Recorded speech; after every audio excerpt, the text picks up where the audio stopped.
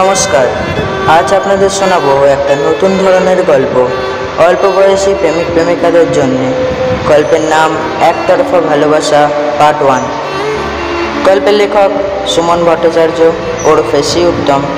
গল্প পাঠে আমি সুমন। রবির ভূমিকায় সুমন ভট্টাচার্য, বয়স্ক দাদুর ভূমিকায় সন্দীপ গুহ, প্রিয়ার ভূমিকায় কস্তুরী ঘোষ। শুরু হচ্ছে একতরফা ভালোবাসা পার্ট 1। বাড়িতে আজ বলে এসেছি যে আজ তোমাদের বৌমাকে নিয়ে আসব। সেই শুনে মা ও বোন নতুন নতুন পদের খাবার রান্না করতে শুরু করে দিয়েছে। বাবা তো বেশ খুব খুশি, আমার বউকে আজ প্রথমবার দেখবে বাড়ির সকলে। বেরিয়ে পড়লাম লাল রঙের জামা, কালো জিন্স প্যান্ট পরে।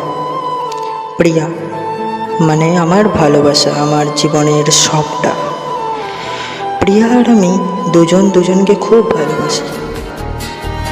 আমরা ঠিক করেছিলাম যে পড়াশোনা শেষ করে দুজনেই একটা চাকরি জোগাড় করে তারপর বাড়িতে বিয়ের কথা বলবো। তো আজ সেটা সম্পন্ন। আজ আমরা দুজনে একটা ভালো কোম্পানিতে কাজ করি।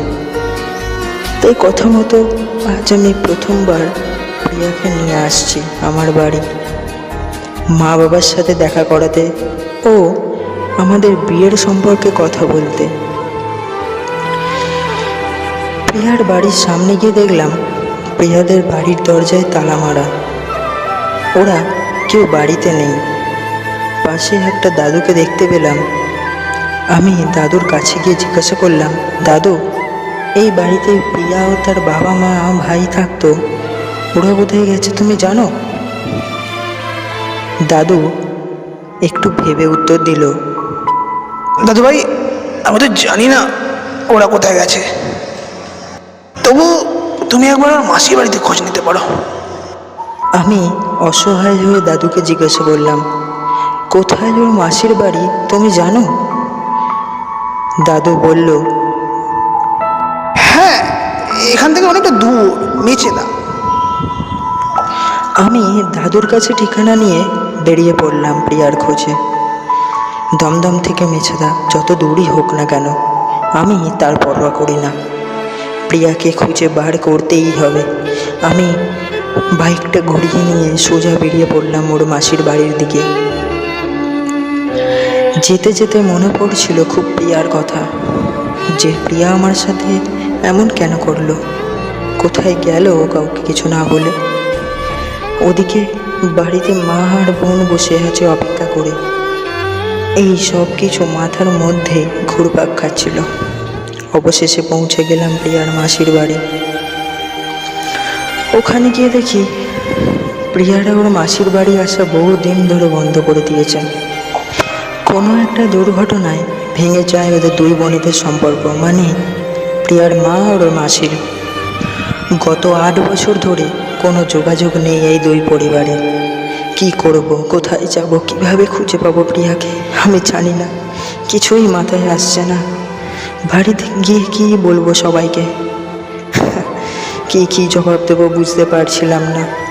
এমন সময় একটা ফোন এলো। শিবুর ফোন এসেছে। ফোনটা তুলেই আমি খুব খুশি হয়ে যাই। শিবু নাকি প্রিয়াকে দেখতে পেয়েছে সল্টলেকে একটা কফি শপে। আমি বুক ভরা ভালোবাসা আর প্রিয়াকে খুঁজে পাওয়ার আনন্দে আবার রওনা হলাম নিচের এলাকায়। ওখানে গিয়ে দেখি প্রিয়া একটা অচেনা ছেলের হাত ধরে ঘুরছে। আমাকে দেখে প্রিয়া দাঁড়িয়ে পড়ল আর বলল, তুমি এখানে কি করছো? আমি কিছু না বলে ওর হাতটা চেপে ধরে বললাম, চলো আমার সাথে, আজ আমার পরিবারের সাথে তোমাকে দেখা করিয়ে দেব। প্রিয়া আমার হাতটা ছাড়িয়ে দিয়ে বলল, না, আমি যাব না। আর একটা কথা, তুমি আমাকে ভুলে যাও। আমার বিয়ে এর সাথে ঠিক হয়ে গেছে। ওর নাম মোহন। পরের মাসেই আমাদের বিয়ে। আর আমি চাই তুমি যেন না আসো, আর আমার সাথে তুমি কোনো যোগাযোগ রেখো না। আমি সবটা শুনে পাগলের মতন দাঁড়িয়ে রইলাম। বললাম, কেন কেন এমন করলে প্রিয়া? আমি যে তোমায় খুব ভালোবাসি। প্রিয়া বলল, কিন্তু আমি তো তোমায় ভালোবাসি না। প্লিজ চলে যাও আমার জীবন থেকে, আর কখনো যেন তোমার মুখ না দেখি। এই বলে মোহন ছেলেটির হাত ধরে প্রিয়া চলে গেল আমার জীবন থেকে, আমার সাজানো পৃথিবী ছেড়ে। আমি কাঁদবো নাকি জোরে চিল্লিয়ে প্রিয়াকে ডাকবো কিছুই ভেবে পাচ্ছিলাম না। আমাদের 5 বছরের সম্পর্ক এভাবে 5 মিনিটে ভেঙে যাবে তা কখনোই বুঝতে পারিনি। এই বলে একটা সিগারেট ধরিয়ে কাঁদতে কাঁদতে চলে গেল রবি।